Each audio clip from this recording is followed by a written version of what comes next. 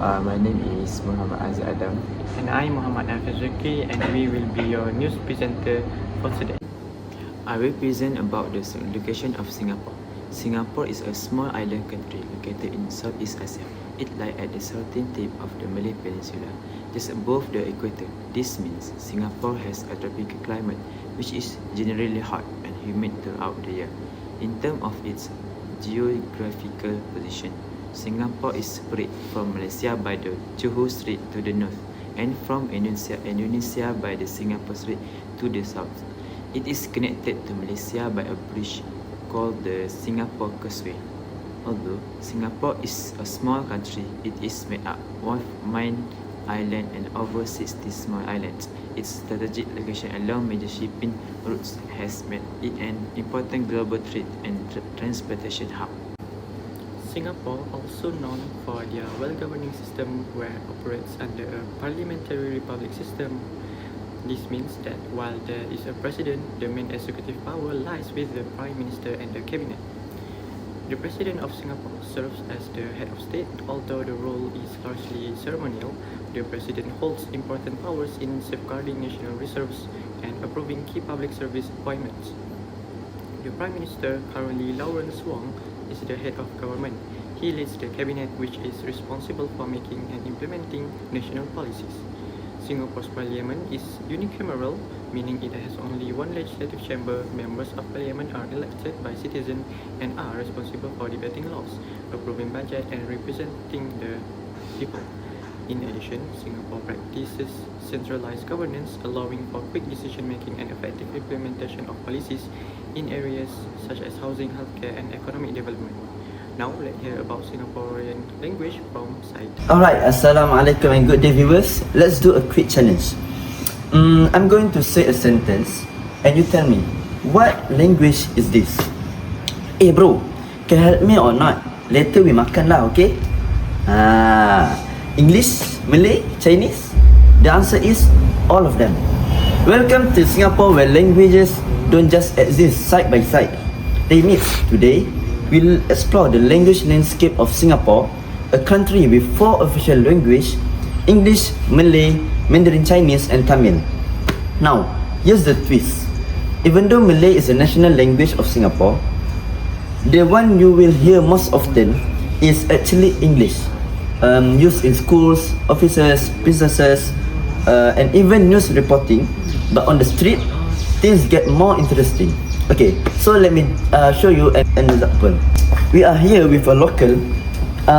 Can you show us how people really talk in Singapore? Hey yo, easy one lah. Just talk, don't be shy, can or not? So, that is Singlish, Singapore's unofficial but very popular among the Singaporeans. It's a mix of English with Malay, Chinese dialect with Tamil, short, expressive, and sometimes very confusing. But don't worry, in formal situation, Singaporeans still use standard English, especially in school and official settings. At the same time, the government encourages people to speak their mother tongue language. For example, Mandarin Chinese is widely used among the Chinese community, while Tamil is spoken within the Indian community. So, what does this tell us? Singapore is not just multilingual, it is a place where language reflects a country, culture, and everyday life. So, next time you hear someone say can or not, or just go on with lah, now you knew exactly where it might come from. Reporting from Southeast Asia Studies, this is Syed Aiman, back to the studio. Thank you, Syed, for the report. Now, let's hear from Aidil about Singapore traditional attire. Hi, good evening viewers. I'm Aidil reporting for a Singaporean attire. So, we will look like Singapore is a known of a multicultural society. So, it has... Thank you, Aidil, for the report. Now we will hear about monetary from Arif Hakimi. Yes, thank you, Afif. Okay, good evening everyone. Into the reports, we take a closer look at Singapore's monetary system and how it managed the value of its currency. Singapore use Singapore dollar or SGD. The system is managed by Monetary Authority of Singapore, which is responsible for both monetary policy and financial regulation.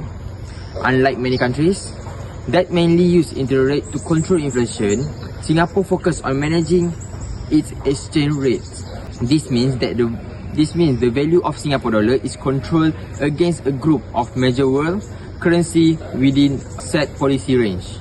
The exact range is not publicly shared, but it is adjusted over time depending on economic condition. The main reason for this approach is Singapore's economy. The country imports most of its essential goods, including food, fuel, and raw materials. However, there is trade-off. A stronger currency can make Singapore export more expensive global markets, which may affect export businesses. So Singapore balances two goals: keeping price stable at home and staying competitive in international trade. The country also maintains a strong and tightly regulated financial system to support overall stability. In summary, Singapore's monetary system is built around exchange rates management with the goal of maintaining low inflation and economic stability. That is a look at Singapore's monetary system and how its currency policy supports economic stability. Thank you, Arif, Hakimi, for the report. Now, let's hear from Danish about Singapore economy. Alright, for the last one, here's the current economic conditions for the Singapore. Singapore economy is stable but facing some difficulty or a challenge that the country is strong in areas like finance, trade and technology. Many global companies continue to invest in Singapore because of its safe environments and strong economic systems.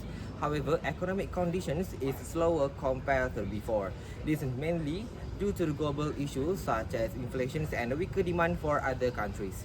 As a result, export and manufacturing activities have reduced slightly. At the same time, the cost of living in Singapore remain high. Price for goods, housing and transport are still increasing, which can affect the daily life of the society.